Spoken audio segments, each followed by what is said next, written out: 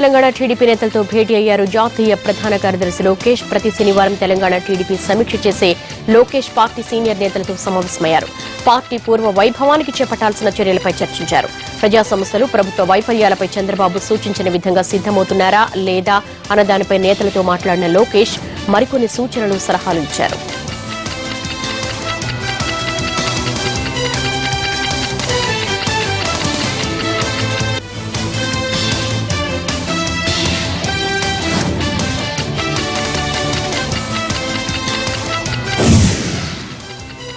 Telangana IT minister KTR మీడియాతో మాట్లాడుతారు. Live చూద్దాం. చేసే దిశగా వెసులుబాటు కల్పిస్తామని చెప్పి కూడా విజ్ఞప్తి చేస్తూ మరి ఇప్పటికే మీరు చూస్తా ఉన్నారు, తెలంగాణ న్యాయవాద మిత్రులు ప్రత్యేక హైకోర్టు కోసం కూడా ఒక ప్రత్యేక రాష్ట్రంగా ఏర్పడ్డప్పటికీ కూడా 2 సంవత్సరాలు గడిచిపోయినా ప్రత్యేక హైకోర్టు కాలేదు. ఇంకా జ్యుడిషియల్ అపాయింట్మెంట్స్ లో కూడా మాకు అన్యాయం జరుగుతూ ఉందని చెప్పేసి ఏ పోరాటం అయితే న్యాయవాద మిత్రులు తెలంగాణ వ్యాప్తంగా చేస్తా ఉన్నారో వారందరికీ కూడా మరి ప్రభుత్వ పక్షాన, గౌరవ ముఖ్యమంత్రి గారి పక్షాన నేను మీకు తెలియజేసేది ఒకటే, రాష్ట్ర ప్రభుత్వం పూర్తి స్థాయిలో కేంద్ర ప్రభుత్వానికి ఒకసారి కాదు పలుమార్లు ఈ విషయంలో విజ్ఞాపన చేయడం జరిగింది.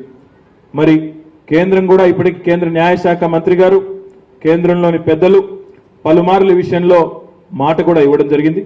మరి వారు తప్పకుండా మాటను విస్మరించకుండా మాటను మన్నించి తొందరలోనే ఈ హైకోర్టును కూడా ప్రత్యేకంగా ఏర్పాటు చేసి జ్యుడిషియల్ అపాయింట్మెంట్స్ లో కూడా అందరికీ న్యాయం జరిగే విధంగా చేస్తారని చెప్పి కూడా మనసారా ఆశిస్తూ మరి రాష్ట్ర ప్రభుత్వ పరంగా మనం ఎంతైతే ఒత్తిడి రాబోయే పార్లమెంట్ సమావేశాల్లో కానీ గౌరవ ప్రధానమంత్రి గారి దగ్గరికి మళ్ళీ తొందరలోనే ముఖ్యమంత్రి గారు వెళ్ళబోతా ఉన్నారు, అక్కడ కానీ మళ్ళీ తీసుకొస్తామని చెప్పి కూడా తెలియజేస్తూ న్యాయవాదుల సంక్షేమానికి సంబంధించి ఈ దేశంలో ఏ రాష్ట్ర ప్రభుత్వము చేయని విధంగా 100 కోట్ల రూపాయల సంక్షేమ నిధిని కూడా కేటాయించిన ఏకైక ప్రభుత్వం భారతదేశంలో తెలంగాణ ప్రభుత్వం అనే విషయాన్ని కూడా నేను మీకు గుర్తు చేస్తా ఉన్నాను.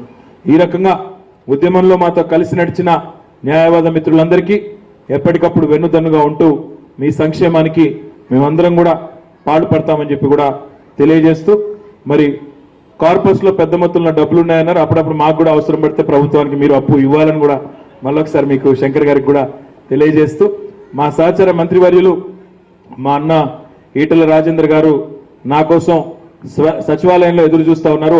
ఇద్దరికి కలిపి ఒక మీటింగ్ ఉంది, కాబట్టి దయచేసి నేను మధ్యలోనే నిష్క్రమిస్తున్నందుకు అన్యదా భావించవద్దని చెప్పి కూడా మీ అందరినీ కోరుకుంటూ మరి తర్వాత జరగబోయే సాంస్కృతిక కార్యక్రమాలు అవన్నీ కూడా చూడలేకపోతున్నందుకు చింతిస్తూ నాకు అవకాశం ఇచ్చిన పెద్దలందరికీ కూడా హృదయపూర్వకంగా ధన్యవాదాలు తెలియజేస్తూ జై తెలంగాణ, జై హింద్.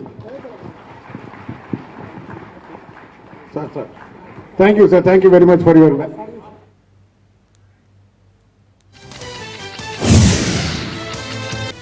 అధికారులు ప్రతిపాదిస్తున్న జిల్లా పునర్విభజన అశాస్త్రీయంగా ఉందని కరీంనగర్ జిల్లా పరిరక్షణ సమితి ఆరోపించింది. పునర్విభజనను వ్యతిరేకిస్తూ కరీంనగర్లో రౌండ్ టేబుల్ సమావేశాలు నిర్వహించారు.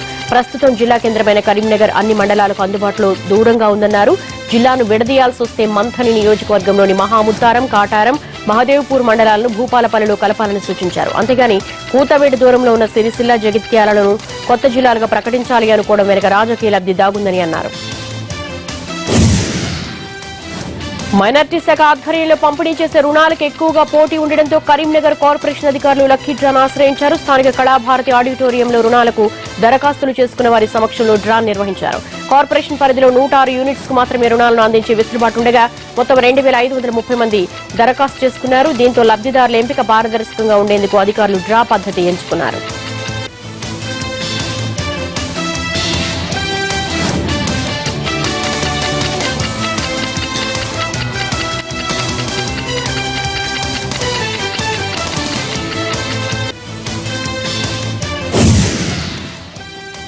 సికింద్రాబాద్ సెయింట్ ఆండ్రూస్ స్కూల్ వద్ద పేరెంట్స్ ఆందోళనకు దిగారు. స్కూల్ టైమింగ్స్ ఇష్టానుసారం ఎందుకు మారుస్తున్నారంటూ ప్రశ్నించిన తల్లిదండ్రులతో యాజమాన్యం దురుసుగా ప్రవర్తించింది.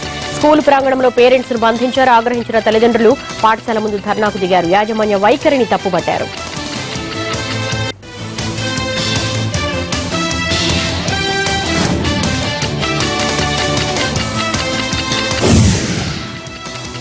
స్కూల్స్ ప్రారంభమై ఇంకా 10 రోజులైనా కాలేదు. అప్పుడే వరుస విషాదాంతాలు కంటతడి పెట్టిస్తున్నాయి. మహబూబ్నగర్ జిల్లా షాద్నగర్ రైతు కాలనీలో స్కూల్ బస్సు ఓ చిన్నారి ప్రాణాలు బలి తీసుకుంది. డ్రైవర్ నిర్లక్ష్యంతో 2 ఏళ్ల చిన్నారిపైకి బస్సు ఎక్కడంతో పాప అక్కడికక్కడే మృతి చెందింది.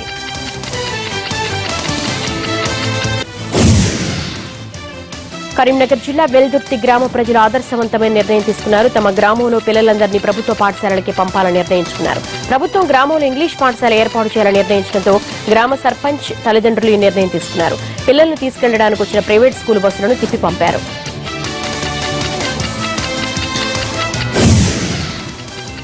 హైదరాబాద్ బంజారాహిల్స్ ఎమ్మెల్యే కాలనీలోని సినీ నటి మాజీ ఎంపీ విజయశాంతి ఇంట్లో చోరీ జరిగింది. డైమండ్ రింగ్ తో పాటు బంగారు గొలుసు చోరీకి గురైనట్లుగా సమాచారం. ఇంట్లో పనిచేసే వ్యక్తులే చోరీకి పాల్పడి ఉంటారని అనుమానిస్తున్నారు. విజయశాంతి నివాసంలో చోరీ జరిగినట్లు ఇప్పటి వరకు తమకు ఎలాంటి ఫిర్యాదు అందలేదని పోలీసులు అంటున్నారు.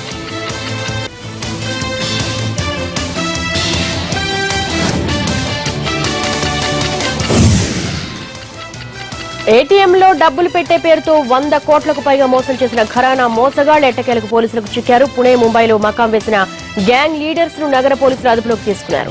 హైదరాబాద్ లో మారేడుపల్లి కేంద్రంగా ఆర్సీఐ అనే కంపెనీ పెట్టి ఏటీఎంలలో డబ్బులు నింపే కాంట్రాక్ట్ తీసుకున్నారు కేటుగాళ్లు. ఓ ముంబై కంపెనీకి అనుబంధంగా ఈ సంస్థ పనిచేస్తోంది. బ్యాంకుల సొమ్మును ఈ ముఠా సొంత అవసరాల కోసం వాడుకుంది. విషయం బయటపడటంతో పారిపోయిన కిరాడీలు పోలీసులకు దొరకకుండా కొన్నాళ్లు తప్పించుకు తిరిగారు.